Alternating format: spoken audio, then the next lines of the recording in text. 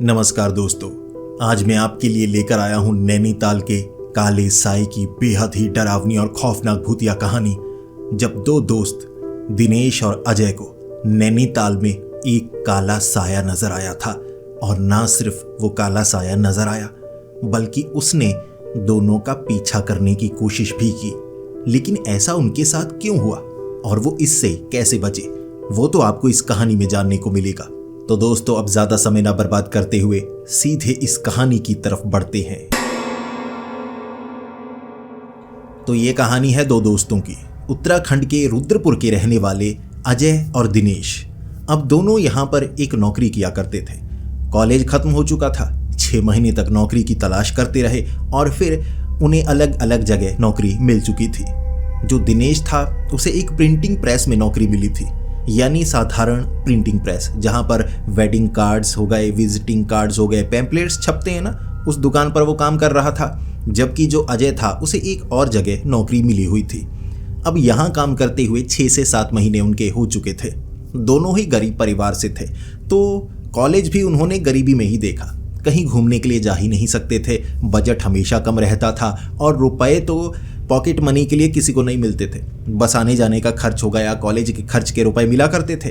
अब पहली बार उन्होंने नौकरी की थी तो कुछ रुपए आए थे, तो दोनों ने प्लान बनाया कि कहीं घूमने के लिए निकलते हैं। यार, पूरी की पूरी जिंदगी ऐसे ही निकल गई, अब तो हमें घूमने के लिए कहीं ना कहीं जाना चाहिए ना, परिवार वाले भी मना नहीं करेंगे।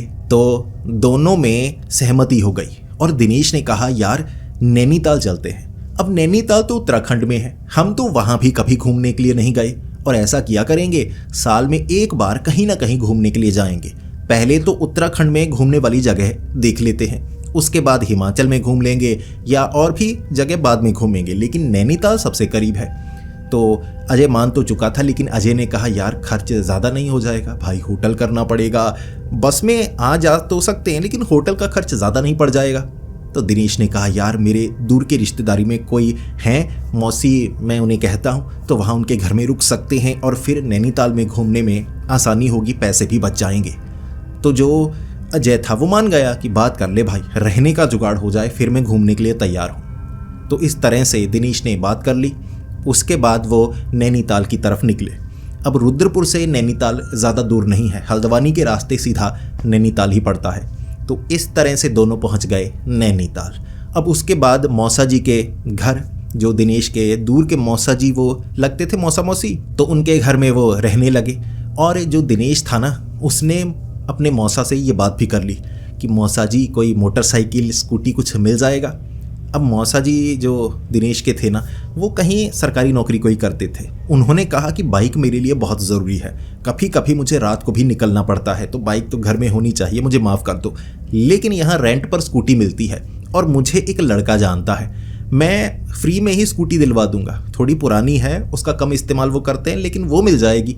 तेल डलवाना पड़ेगा, वो मत कहना कि मौसा जी तेल डलवा दो। इस पर दिनेश और अजय में सहमति बन गई कि भाई 500 का तेल डलवाएंगे, उसके बाद घूमना फिरना 2-3 दिन बड़े आराम से हो जाएगा। ये जो पेट्रोल होगा खत्म होने का नाम नहीं लेगा। तो इस तरह से मौसा जी ने स्कूटी का इंतज़ाम कर दिया और दोनों ने उसमें 500 का पेट्रोल मिलकर डलवा लिया। बस रहने का जुगाड़ हो गया। अब खाने का भी यहाँ हो सकता है, लेकिन उन्हें बाहर का खाना पसंद था कि चलो इतना तो खर्च करना है ना, रहने का हो गया, स्कूटी का हो गया, बस अब तो घूमना फिरना। फिर क्या, स्कूटी ली और सुबह से घूमना फिरना शुरू। कभी तो झील के पास जाते, तो कभी वहाँ काफ़ी मंदिर हैं, वहाँ भी वो घूमने लगे थे। लेकिन इस तरह घूमने के बाद अब थोड़ा उन्हें बोर होने लगा। वो कहने लगे कि दोपहर तक यार ट्रैकिंग करते हैं। उन्हें चलना पसंद था। बाजार में तो घूम लिए कि यहाँ यार भीड़ है, थोड़ा खाली में भी चलते हैं, तस्वीरें खींचेंगे फ़ोन से। अब खाली जगह तस्वीरें अच्छी आती हैं, पहाड़ों में बड़ा मज़ा आएगा। यहाँ तो यार भीड़ ही बहुत ज़्यादा है। तो दोनों ने स्कूटी लगाई और वहाँ पर एक मशहूर है टिफ़िन टॉप, तो उन्हें अब टिफ़िन टॉप पर चढ़कर जाना था। तो इस तरह दोनों चलकर जाने लगे। अब इसमें उन्हें मज़ा आया बहुत। वक्त होगा शाम का। इसके बाद अब दिन ऐसे निकल गया था और फिर स्कूटी उठाई उन्होंने और नैनीताल में कुछ खाया। ये वाला दिन तो उनका बहुत बढ़िया निकला, पहला दिन।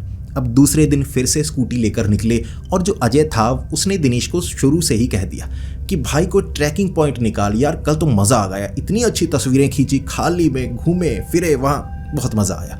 ऐसी जगह तो दिनेश ने कहा यार ऐसी जगह के बारे में अब नहीं पता मुझे, टिफिन टॉप के बारे में पता था, बाकी पूछ लेंगे। अब थोड़ा सा पूछा, कई ऐसी जगहों के बारे में बताया गया। अब एक ऐसी ही ट्रैकिंग पॉइंट, वो ऑफिशियल ट्रैकिंग पॉइंट तो नहीं था लेकिन रास्ता सा बना हुआ, उन्हें लगा वहाँ घूमने के लिए निकलते हैं, लेकिन खाली जगह, अगर कोई नज़र आए ना, छोटी पगडंडी नज़र आई, हम उस तरफ से निकलेंगे, लेकिन थोड़ा ध्यान देंगे भाई, पहाड़ी है, ऐसा ना हो नीचे गिर जाए।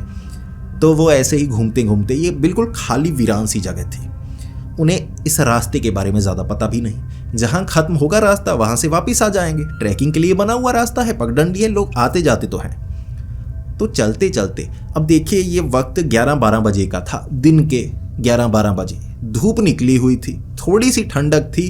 तो दोनों चलते चलते एक ऐसी जगह पहुंचे जहां पर अब देखिए वहां एक चौराहा बना। अब चौराहा भी पगडंडी वाला चौराहा, ठीक है, इधर से भी निकलने का रास्ता होगा, छोटी सी पहाड़ी बनी हुई थी जहां ऐसे ही छलांग लगाकर या पकड़कर भी चढ़ा जा सकता था, छोटी सी पहाड़ी, टीला सा बना हुआ, वहां पर चौराहा था, एक इधर जाने वाला रास्ता तो एक सीधा आगे जाने वाला रास्ता।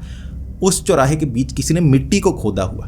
अब आसपास घास भी ज़्यादा थी, इस रास्ते का इस्तेमाल तो कम ही होता होगा, तो मिट्टी खोदी और उसमें किसी ने रोटी रखी हुई, रोटी के बीच सिंदूर लगाया हुआ और चारों तरफ ना 4 पेड़े रखे हुए।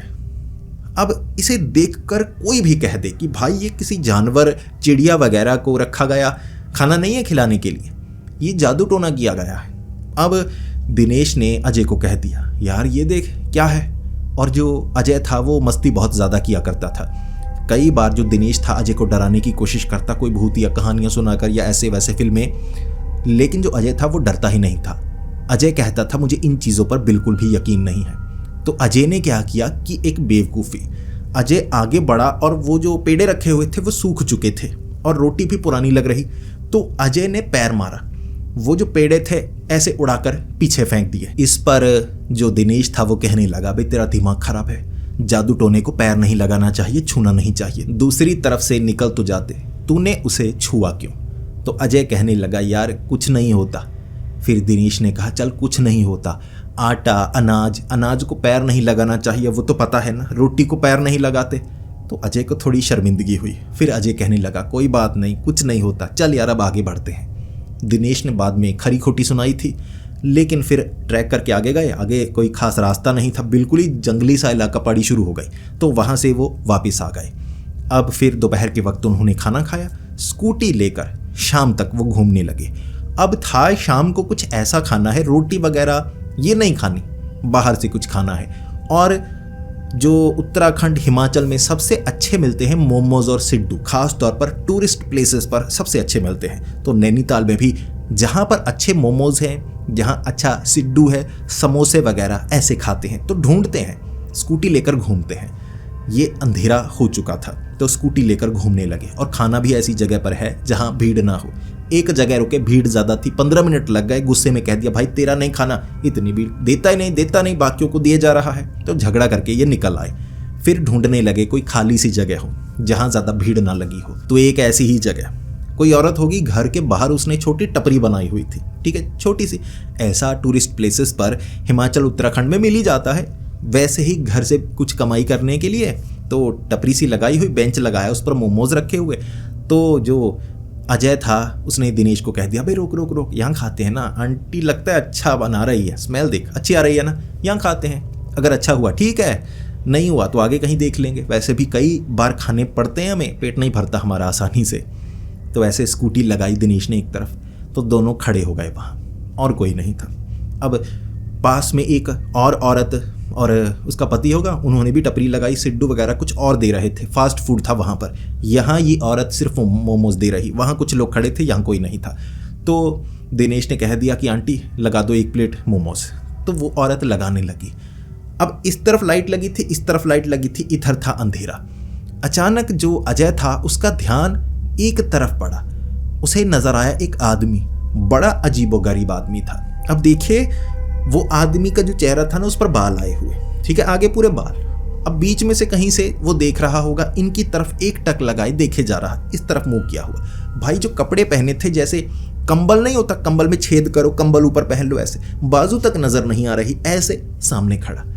अजय ने इशारा किया दिनेश को, अबे देख देख वो कौन है, वो बिल्कुल एक काले साये की तरह नजर आ रहा। अंधेरे में काला साया ही लगेगा कोई इंसान अगर ऐसे कपड़े उसने पहने हो। तो दिनेश ने भी कहा, यार बड़ा अजीब लग रहा है, चेहरा भी नजर नहीं आ रहा। फिर दोनों का ध्यान उस औरत पर पड़ा कि ऐसे उसने कहा कि ये लीजिए, प्लेट लग गई।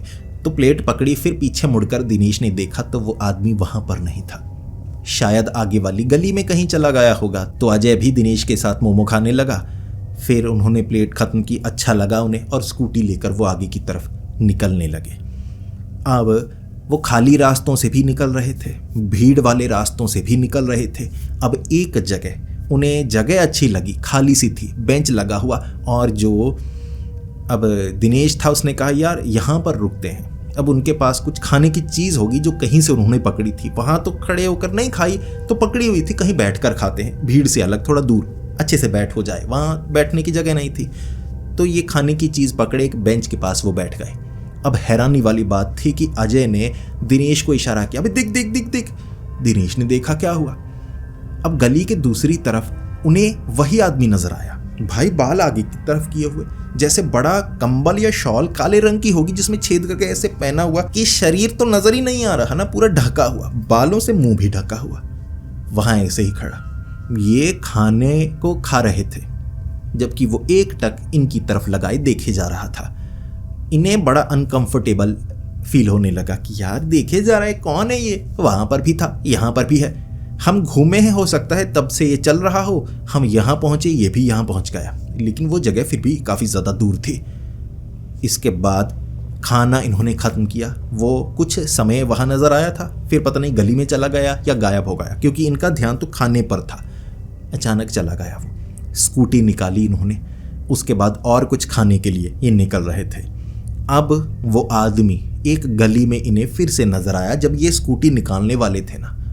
अब वो छोटी गली थी, इन्हें लगा शॉर्टकट यहाँ से निकाल लेते हैं। अब पहाड़ियों में कई तो लंबी जगह होती हैं, एक जगह जाने के लिए दिखती तो करीब है गूगल मैप में, लेकिन घुमावदार रास्तों से जाना पड़ जाता है। अब एक छोटी गली जो शॉर्टकट इन्हें लगी कि घर के पीछे से निकलने वाला ये रास्ता है, यहाँ से निकलते हैं। करीब से देखा, वो आदमी वहां ऐसे खड़ा था, छोटी गली थी, स्कूटी इन्होंने निकाली, वो ऐसे ही खड़ा। इतनी बदबू आ रही थी ना उससे, इतनी बदबू, और बड़ी अजीबोगरीब बदबू थी, जैसे बहुत, जब कहीं कचरा पड़ा हो या सड़ा हुआ मांस हो, वहां से ऐसी गंदी बदबू आती है, तो उस आदमी से वैसी बदबू आ रही। करीब से निकले थे, चेहरे पर बाल ही बाल थे, शरीर उसने ढका हुआ था, कोई चोर लुटेरे जैसा भी हो सकता है, इन्हें ऐसा लगा। स्कूटी निकाली दिनेश ने बड़ी जल्दी से। एक बार के लिए दिनेश की धड़कन तेज हो गई थी, अजय की धड़कन तेज हो गई थी, कहीं पकड़ ही न ले, कोई लुटेरा ही ना हो, लेकिन उसने पकड़ा नहीं, बस बिल्कुल करीब खड़ा था, करीब से निकले थे, तो वो वहां से निकल गए। उसके बाद आगे कहीं बैठे होंगे, चर्चा की उस बारे में, यार कौन है, बार बार नजर आ रहा है। इस तरह खाते पीते इन्हें 10 बज चुके थे, रात के 10 बजे। इन्हें लगा कि अब मार्केट बंद भी होने लगी है, ठीक है, लोग जो टूरिस्ट आए हैं वो भी होटल वगैरह में जा चुके हैं, ठंड बढ़ चुकी है, अब घर की तरफ निकलते हैं, पेट वैसे भी भर चुका है, अब थोड़ी थोड़ी नींद आ रही है, कल सुबह फिर से भ्रमण के लिए निकलेंगे। अब अजय स्कूटी चला रहा था, दिनेश पीछे बैठा हुआ था। अजय स्कूटी चलाकर घर की तरफ आ रहा। अब जहां मौसा जी का घर था वो तो टूरिस्ट प्लेस से थोड़ा दूर था, स्कूटी के कारण आना जाना आसान हुआ पड़ा था, वरना तो मुश्किल हो जाती। स्कूटी लेकर घर की तरफ, खाली रास्ते पर बिल्कुल बीच में वही काला साया उन्हें नजर आया।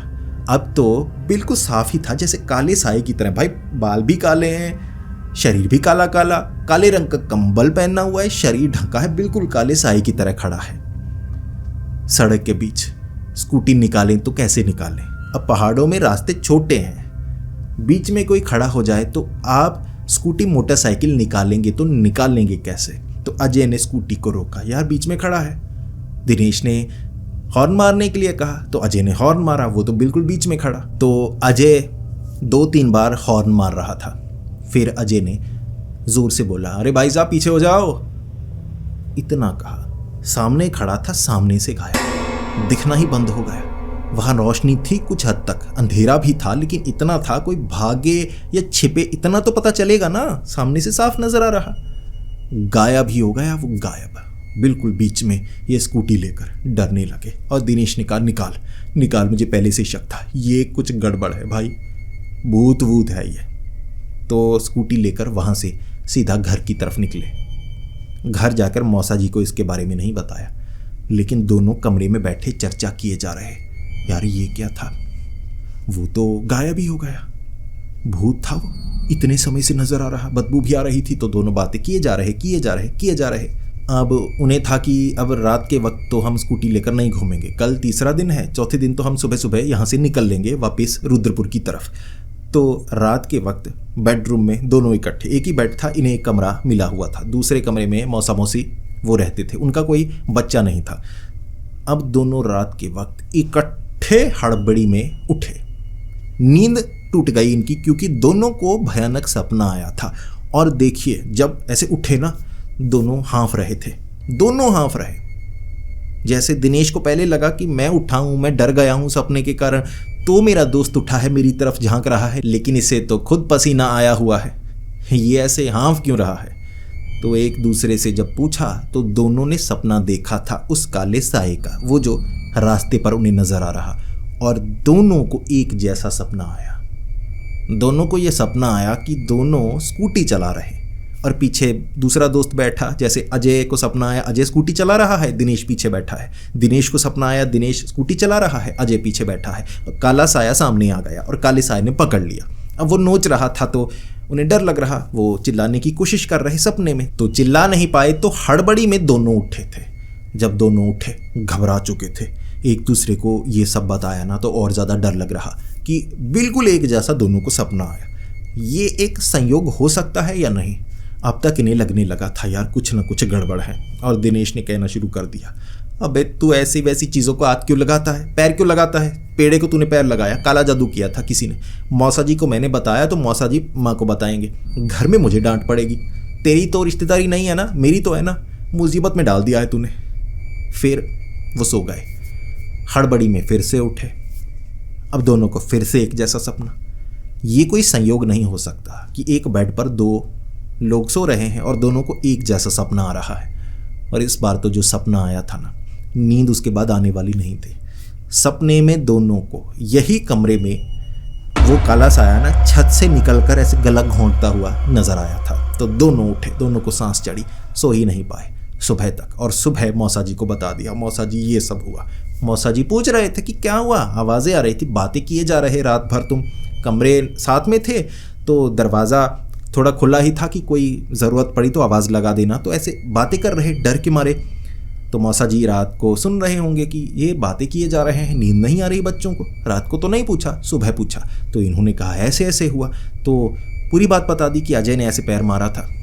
मौसा जी कहने लगे कि खाली रास्तों पर अगर ट्रैकिंग करनी हो, कुछ भी हो, कोई ऐसी चीज़ पड़ी हो उसे छूना नहीं चाहिए, किसी ने उतारा किया होता है, और जब उतारा किया हो क्या पता कैसी बला उतारी गई हो, तो पैर नहीं लगाना चाहिए, दूसरी तरफ से घूमकर निकल जाते। लेकिन नहीं, चुल मची होती है, क्या पड़ा है, पैर मारते हैं, गोल गोल है, हर गोल गोल चीज़ फुटबॉल नहीं होती, छूना नहीं चाहिए। तो अजय अब काफ़ी ज़्यादा घबरा गया था।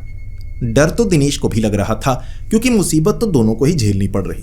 पैर सिर्फ अजय ने लगाया था, लेकिन जो दिनेश था वो क्यों परेशान हो रहा, उसके भी पीछे पड़ा था वो काला साया। तो मौसा जी ने कह दिया कि अगर ऐसा कुछ है तो यहाँ पर माता नैना देवी का मंदिर है, बड़ा प्रसिद्ध मंदिर है, झील के बिल्कुल पास है, वहाँ माथा टेक देना, वहाँ माथा टेकने के बाद ऐसा कुछ महसूस नहीं होगा। दोनों ने बात मानी, तो दोनों माथा टेकने के लिए गए माता नैना देवी मंदिर नैनीताल में, झील के पास। भीड़ काफ़ी ज़्यादा थी लेकिन श्रद्धा भी पूरी थी, और श्रद्धा तभी होती है जब मुसीबत बड़ी होती है। उनके लिए अब बड़ी मुसीबत थी क्योंकि ये जो चीज़ है ये सपनों तक हावी हो चुकी है और उनकी समझ में कुछ नहीं आ रहा। रुद्रपुर तक ये काला साया पीछा करने लगा, तो फिर क्या करोगे। तो वहाँ श्रद्धा से माथा टेका, भगवान याद आ गए। वैसे भगवान याद नहीं आते थे, मंदिर जाते थे लेकिन कम ही, अब तो भगवान याद आ गए।